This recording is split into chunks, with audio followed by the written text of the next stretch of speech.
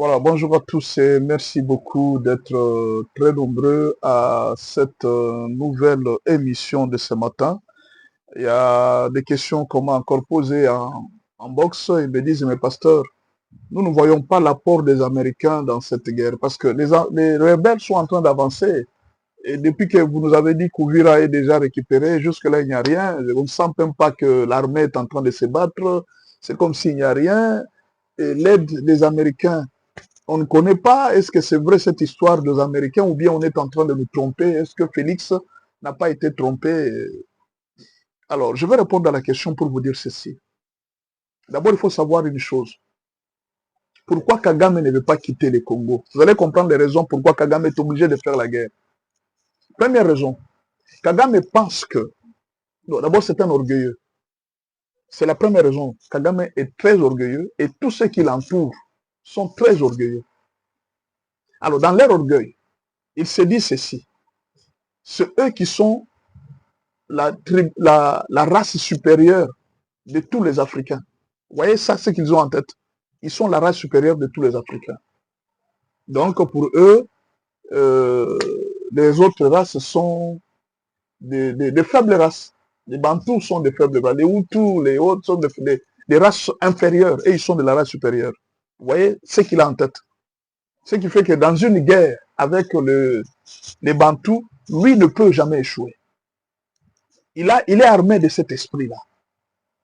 La deuxième raison, Kagame a rêvé. Il s'est dit que c'est lui qui sera Israël d'Afrique. Vous voyez comme Israël est en train de s'occuper de toutes les nations avec l'aide américaine. Kagame aussi s'était dit, je vais faire la même chose, ce qu'Israël avait fait. Qu'on considère aussi le Rwanda un petit pays, mais autour de grandes nations, mais c'est le Rwanda qui domine. Donc le Rwanda est devenu l'Israël d'Afrique. C'était ça le rêve qu'il s'est fait. Jusqu'aujourd'hui, il continue à se faire. Alors il s'est approché des Israéliens, et puis tout ça, vous connaissez ce qu'il a fait. Alors ce qui fait qu'il quittait le Congo pour lui. Le Congo, c'est la terre promise. C'est une terre que Dieu lui a donnée, les Massissi et autres, c'est sa terre promise. Il ne peut pas lâcher. Israël n'a pas lâché la terre promise, la terre de son Dieu. Lui aussi, la RDC, les Massissi, les Kivu et tout ça, c'est sa terre promise. Il ne peut pas lâcher. Ils seront là et ce sont les Congolais qui vont les servir.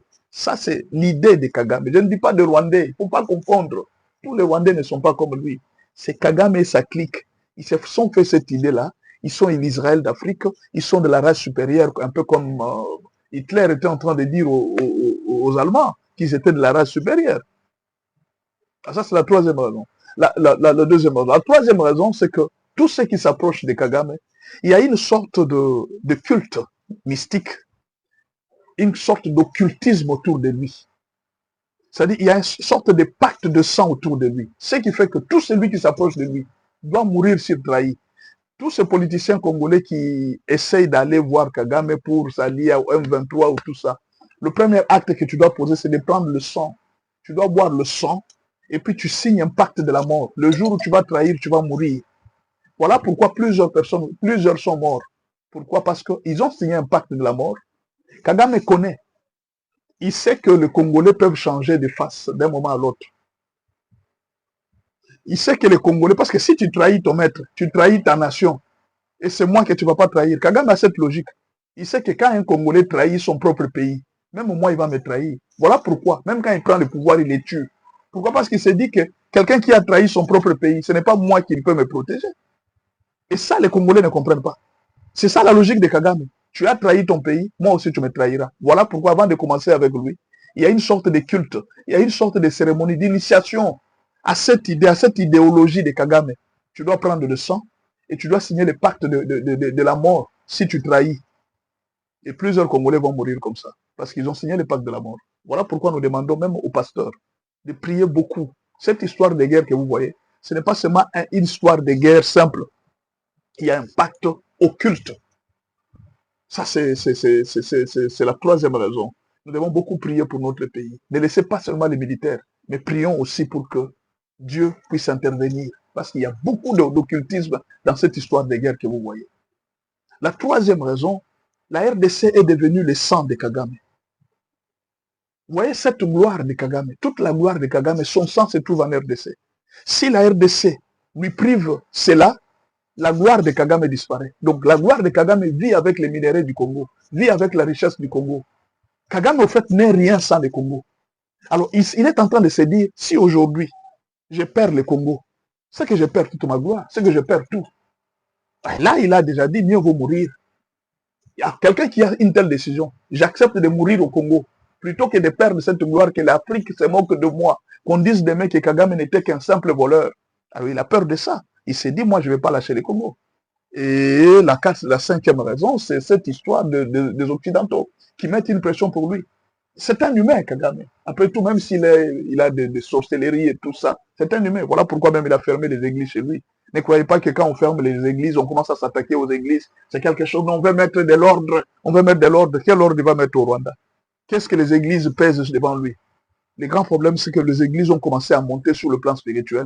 Et il a senti que son pouvoir commence à bouger, d'où il faut les fermer. Même Mobutu, à la fin de son mandat, l'une des raisons de la chute de Mobutu, c'était la montée des églises de réveil. Il priait tellement qu'à un certain moment, les secrets sont venus sortir. Et c'est Sakombi qui a sorti les secrets. Il a parlé de la prima curia. Comment est-ce que Mobutu buvait du sang? C'est pas moi, c'est Sakombi qui a dit. C'est à cause des églises de réveil. Quand les églises de réveil commencent à monter, les pouvoirs des dictateurs commencent à bouger. Voilà pourquoi ils font tout pour maîtriser l'église de réveil. La première décision qu'il a commencé à prendre, il faut que les églises de réveil ferment parce qu'il a senti que son pouvoir commence à bouger sur le plan spirituel. Sa puissance commence à bouger. Beaucoup de sorties médiatiques, même sur le plan international, Kagame ne tient plus, il ne réussit plus. Lui qui était écouté par tous, il n'est plus écouté. Son pouvoir, son aura commence à diminuer. D'où il doit augmenter les sacrifices. Il doit augmenter les sacrifices et commencer à tuer toutes les sources qui peuvent l'empêcher de monter. Et ces sources, c'est souvent les églises de réveil. Voilà pourquoi les églises de réveil du Rwanda souffrent. Nous, les chrétiens du Congo et même de l'Afrique, nous devons soutenir l'église de réveil du Rwanda. Nous devons prier pour eux, que Dieu leur envoie la puissance pour affronter Kagame. Et ça, nous devons le faire. Alors, une autre raison, c'est la pression européenne. Les Européens avaient comme source de revenus le Mali, le Burkina Faso et le Niger. Ils ont perdu ça. Ils espéraient gagner un peu de minerais en Ukraine. Ils ont perdu une grande partie des minerais en Ukraine. Mais alors, ils se concentrent maintenant sur deux régions, le Mozambique et la RDC. C'est là qu'ils investissent maintenant tout. Vous pensez que Kagame peut tenir cette guerre pendant si longtemps? Non, il ne peut pas tenir cette guerre pendant si longtemps. Mais les Occidentaux sont en train de financer. Jusqu'à ce jour, les Européens financent cette guerre. Kagame est en train d'engager des soldats venant de l'Éthiopie. Tous ces gens qui sont des désœuvrés là, on les ramasse de partout. Comment expliquer que depuis que Kagame avait commencé à pomper les militaires ne se terminent pas? C'est qu'on recrute chaque jour des gens qui ne sont même pas du Rwanda, ils sont de tous les autres pays, l'Ouganda et partout. On les recrute, on les envoie au Congo. S'ils vont mourir, ils vont mourir. Mais alors, la guerre, et qui finance ça? L'Union européenne finance pour que les minéraux continuent à couler. L'Union européenne est bloquée sur tout le plan. La France est bloquée sur tout le plan. Leur espoir, c'est Kagame maintenant, avec la Mozambique, avec le Mozambique et la RDC. C'est là qu'ils ont concentré leur énergie. Voilà pourquoi Kagame utilise des armements très sophistiqués. En tout cas, de haut niveau. Ce ne sont pas ces armements. C'est l'Union européenne qui finance. Et c'est connu. Alors, vous avez suivi les débats même au sein de l'Union européenne, hein, du Conseil, eux-mêmes sont en train de les dire. Mais alors, en quoi les États-Unis nous ont aidés?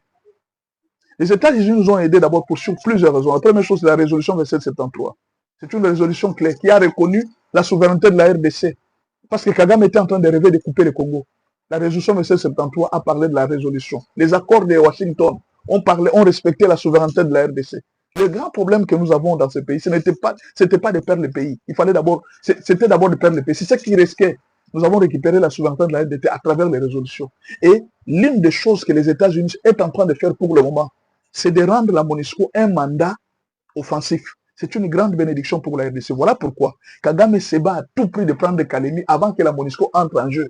Parce que Kagame ne peut pas affronter la MONUSCO. Lui aussi a des soldats de paix au sein de la MONUSCO. Sinon, il affronte la MONUSCO, il va perdre l'avantage mondial qu'il a et même l'aide internationale qu'il a toujours obtenue, il va perdre. Ce qui fait qu'il fait tout. Faire sortir Kabila devant, les Nanga et autres, tout ça. Mais les Américains nous ont aidés parce que le mandat offensif sera une grande source de bénédiction pour nous. Ce mandat offensif qui est en train de venir. Aujourd'hui, je vais vous parler de 5 dernières luttes de Paul Kagame. Au fait, Kagame a commis la même erreur que tous les présidents africains. Les présidents africains sont habitués à exécuter le plan des Occidentaux. C'est-à-dire, vous travaillez pour les Occidentaux s'enrichissent, et en dernière minute, les Occidentaux vous rejettent comme un citron déjà pressé, et on jette la saleté. C'est pratiquement ça qui arrive à tous les grands dictateurs de l'Afrique. En dernière minute, ils sont rejetés. Regardez le cas d'Omar Bongo. Il a enrichi la France. Il a enrichi plusieurs hauts dignitaires français. Mais en dernière minute, on l'a rejeté. Regardez le cas de Mobutu. Il a enrichi plusieurs hauts dignitaires américains en leur offrant de grands cadeaux. Plusieurs hauts dignitaires français en leur offrant de grands cadeaux. Mais en dernière minute, on l'a jeté. Alors, qu'est-ce qui s'est passé avec Mobutu? C'est la même chose. Mobutu avait des problèmes avec les Américains. Et les Français lui ont dit que non, ne t'en fais pas. Nous allons te soutenir, nous allons te protéger. Quand la pression américaine a été très forte, très forte, en dernière minute, quand les Américains ont rejeté Mobutu, en fait, ils avaient demandé à Mobutu beaucoup de choses que Mobutu ne voulait plus céder. Donc Mobutu commençait à penser de plus en plus que bon, il pouvait être indépendant et libre, alors que ce sont eux qui t'ont donné le pouvoir, ce sont eux qui t'ont aidé à devenir Mobutu tel qu'on te connaît. Mais ils ont remarqué certaines résistances de Mobutu par rapport à ce qu'on lui demandait. Mobutu a dit non, non, ça en est trop, vous avez trop demandé. Alors Mobutu s'est caché dans l'assurance française. Je ne sais pas, les présidents du temps de Mobutu, c'est quoi? C'était François Mitterrand. Il avait rassuré à Mobutu que non, ne t'en fais pas. On sera avec toi, on va te soutenir, tout ça, ne t'en fais pas. Et Mobutu a cru en ça. Mobutu a continué à croire et à parler, à agir contre les Américains. Moi, les Américains lui ont montré, quand Bill Clinton est arrivé au pouvoir, carrément, il a dit, il a utilisé Kagame, il dit, bon, on chasse ces messieurs-là. Nous voulons récupérer les minerais. Comme lui ne veut pas céder, on récupère les minerais. Comprenez? Alors, la même erreur Kagame a aussi commise. Il a commis la même erreur de Mobutu, c'est-à-dire quoi? En dernière minute, au dernier pouvoir, il a enrichi plusieurs Occidentaux. Ah, je ne veux pas vous tromper. Regardez l'entreprise Apple. Ça fait beaucoup de bénéfices à cause du coltan congolais. Beaucoup d'entreprises européennes se sont enrichies. Le Benelux s'est enrichi. La Belgique, la France, n'en parlons même pas. La Russie, la Chine, n'en parlons même pas. À cause des minerais que Kagame achetait au niveau de... Mais en faisant ça, Kagame a tué ses propres frères. Pour juste ça, il a tué ses propres frères. Maintenant, il ne savait pas que les Occidentaux avaient une rancune contre lui. Pourquoi? Il avait culpabilisé la communauté internationale en disant que c'est elle qui a été responsable du massacre rwandais. Et surtout, la France a été incriminée directement par Kagame, au point que Kagame voulait même couper les relations avec la France. Il a même changé. Le Rwanda, qui était un pays francophone, il a changé. C'est devenu un pays anglophone. Lui ne sait pas que les Occidentaux sont des rancuniers. Ils sont très rancuniers.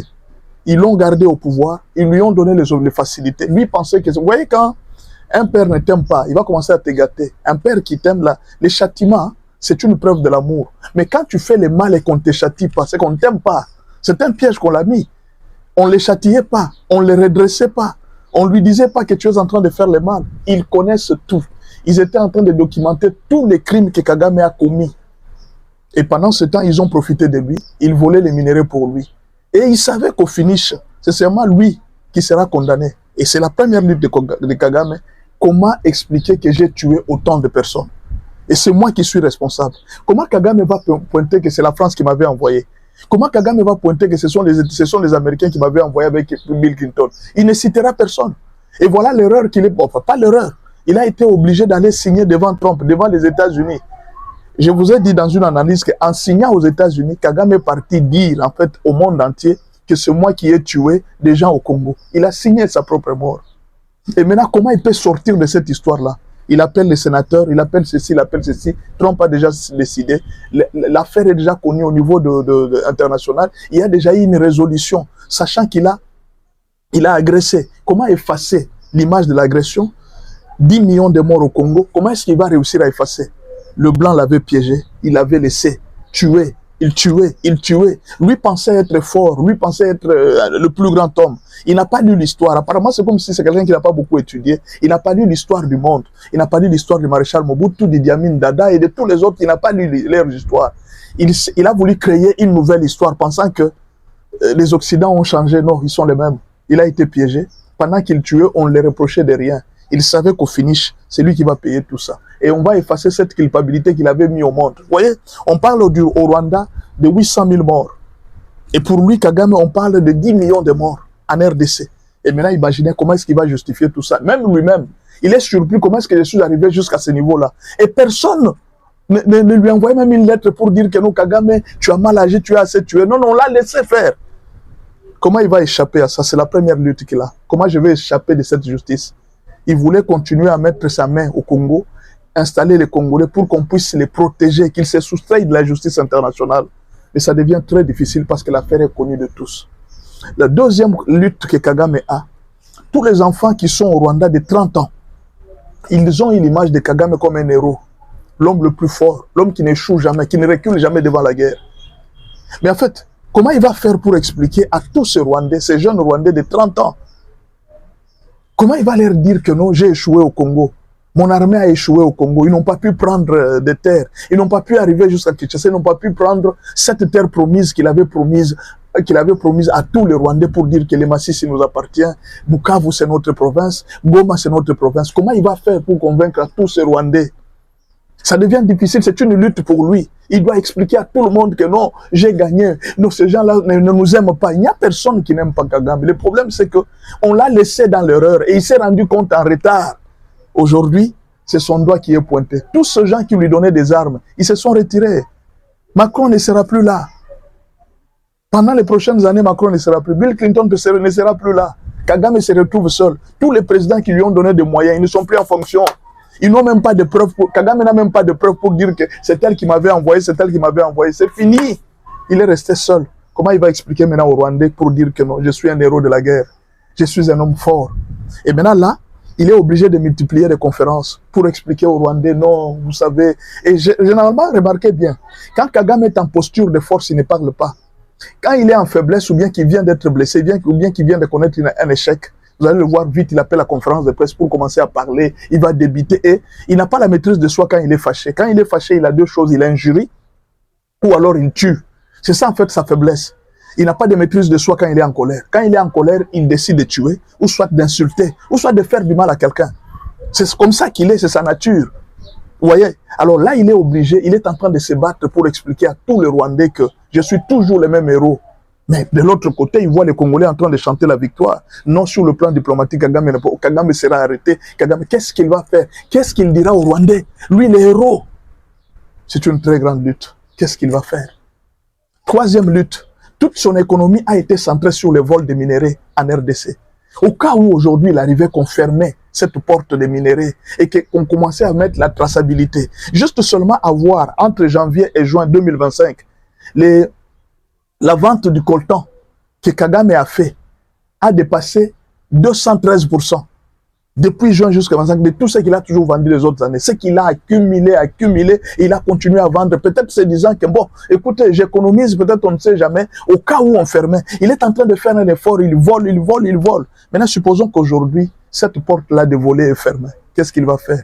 Il est en train de se battre, comment est-ce que je ferai sans les coltans de la RDC pour montrer aux choses que nous sommes un pays riche. Comment est-ce qu'il va faire? Comment il va expliquer au monde que non, nous aussi nous avions le coltan? Si la RDC arrivait à fermer ce coltan, si aujourd'hui les frontières arrivaient à être fermées, qu'est-ce qu'il va faire? C'est une très grande lutte qu'il a.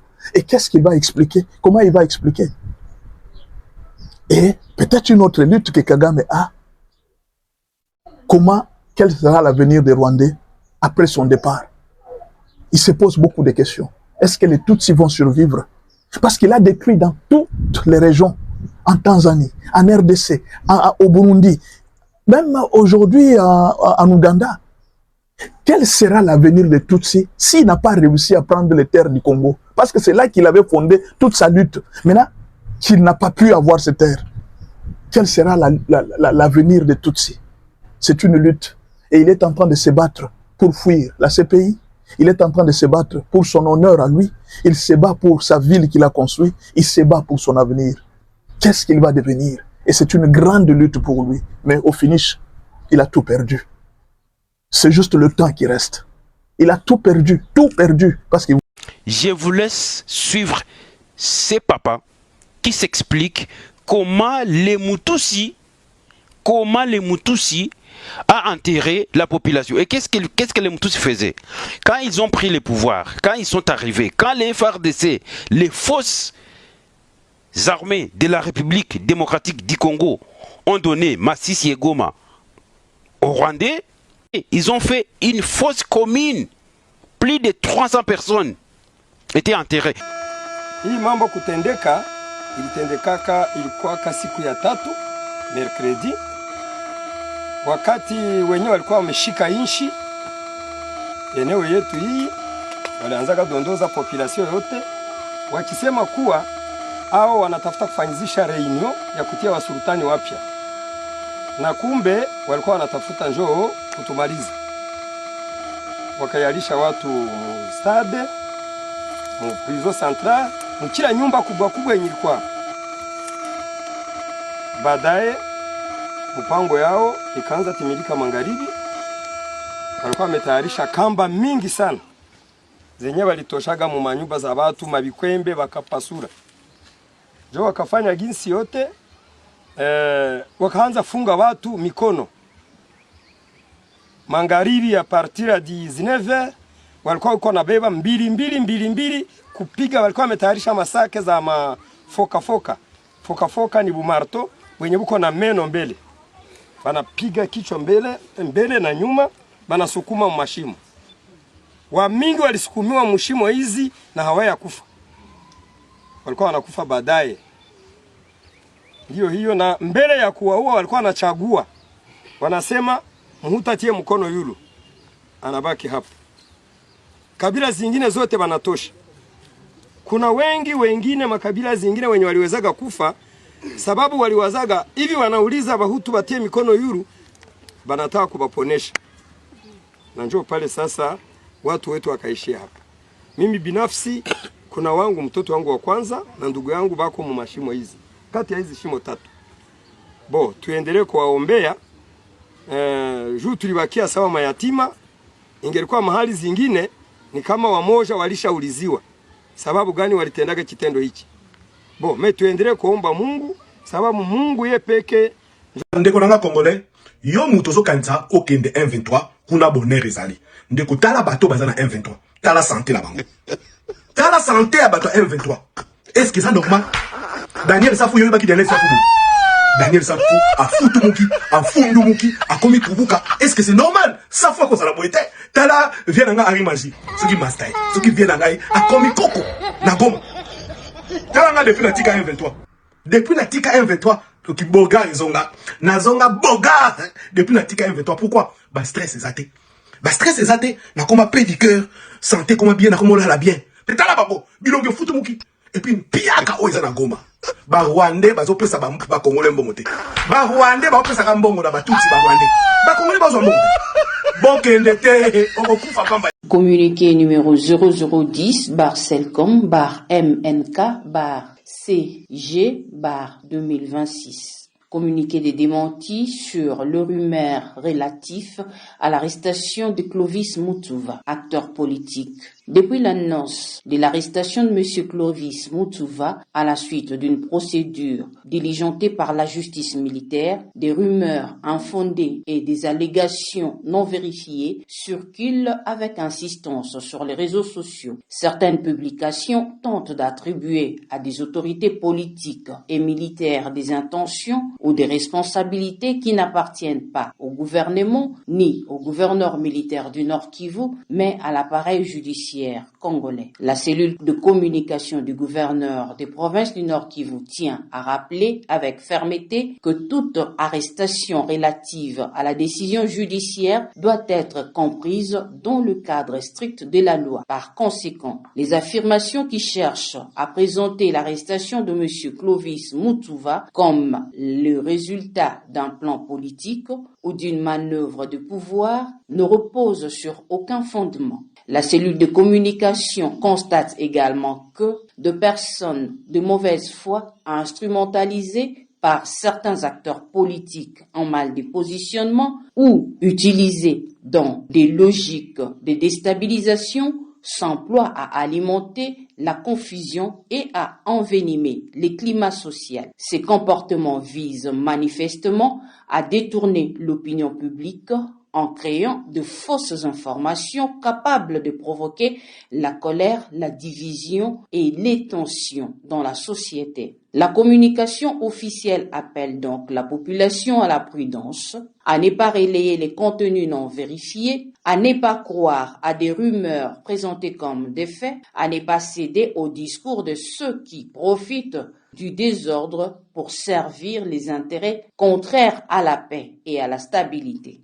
Il est également important de rappeler que la région du Nord Kivu traverse une période de crise sécuritaire et humanitaire marquée par la persistance des menaces des groupes armés, notamment dans certaines zones où la population vit sous pression. Dans ces contextes, les manœuvres visant à créer une ville morte, à perturber les activités essentielles ou à nourrir l'instabilité ne profitent qu'aux ennemis qui observent chaque fracture sociale pour avancer, tout en rappelant le rôle de la justice et la séparation du pouvoir judiciaire et celui exécutif. La cellule de communication rappelle que le gouverneur de province du Nord Kivu, en sa qualité de commandant des opérations militaires, reste mobilisé pour la sécurisation de la région. Des mesures de surveillance et de contrôle sont renforcées, notamment en coordination avec les forces habilitées et avec les partenaires régionaux, dont les UPDF de l'Ouganda, dans le cadre des efforts visant à barrer la route aux groupes armés. Sur terrain, des avancées sont déjà observées dans plusieurs localités autrefois davantage exposées aux attaques de groupes armés et aux actes terroristes grâce à l'action combinée de services de sécurité et aux initiatives de la protection de la population. Face à cette situation, la cellule de communication du gouverneur militaire du Nord Kivu appelle l'ensemble de la population au calme, à la responsabilité et à la solidarité. Elle invite par ailleurs chacun à laisser la justice congolaise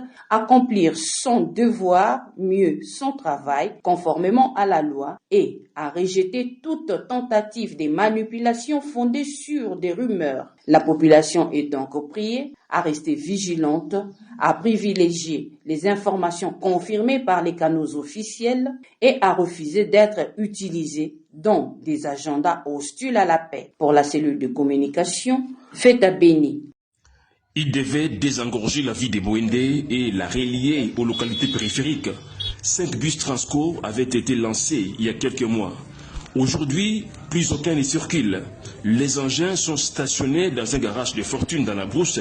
La carrosserie rouillée et l'intérieur déjà abîmé. Déception et colère pour les habitants de Bwendé. Il s'agit d'un gâchis de l'argent public du contribuable. À Bwendé, Transco n'existe pas, seulement des motos, et ces motos ne nous permettent plus de nous déplacer en masse. C'est ainsi que nous demandons au chef de l'État de pouvoir agir pour que Transco puisse reprendre ici à Bwendé. De son côté, la société civile Force Vive Chouapa, par l'entremise de son président Albert Loyoko, dénonce la fermeture précipitée de la société et les arriérés des salaires des agents. Mais depuis qu'ils sont immobilisés, la population souffre pour les transports. Ils doivent décaisser chaque jour 5 000, 10 000 pour se déplacer avec les motos. Pendant que les bus sont là. Le mot que je peux lancer comme société civile en faveur de notre population est que ces bus reprennent. Le gouvernement provincial se dédouane de ces malaises. Le Transco est un établissement public autonome et déconcentré qui relève de la compétence de Kinshasa. Désormais, bino batu oyo bozalaka na posa que soki bon surtout ba famille misusu ya ba africain oyo bazala na posa bokende ko bota mbala moko kuna na États-Unis pour na mwana bino soki ya botami kuna akoki kozwa nationalité et puis bino ko permettre bino bo saisir ba opportunité tout ça wana boyeba que Donald Trump a uti ko casser makambo wana oye azobenga yango tourisme de naissance. Donc tourisme de naissance c'est là ba famille misusu comme kuna en Amérique, boyebi déjà Donald Trump azalaki contre loi ya nationalité par la naissance que soki mwana nyonso to botami kuna aux États-Unis azwi mon nationalité parce que botami kuna Donald Trump azalaki contre yango alingaki a signé décret pona kolongola makambo wana mais justice a bloqué dossier donc baboyi eza conformité na constitution ya États-Unis. Pour na yango Donald Trump a trouvé moyen mususu asika à lobby désormais tourisme à naissance et sili. O boke vacances kuna mama zana zemi okeye oboti kuna pour na mwana et permettre mwana son nationalité désormais et sili. A oti ko signer décret tout ça wana. Alors est-ce que ba ko bloquer en bon naza sûreté justice a ko bloquer en lisusu ou e ko passer. Donc bino batu oyo bozana ba projet o na ki en États-Unis na bota kuna boena boye ba que est commis difficile. Nous sommes arrivés à la fin de cette édition. Merci à vous de nous avoir suivis jusqu'ici. Si vous avez apprécié ces contenus, n'oubliez pas de vous abonner à notre chaîne, d'activer la cloche de notification pour ne rien manquer de nos prochaines vidéos. Likez et partagez cette vidéo. On se retrouve très prochainement. À bientôt.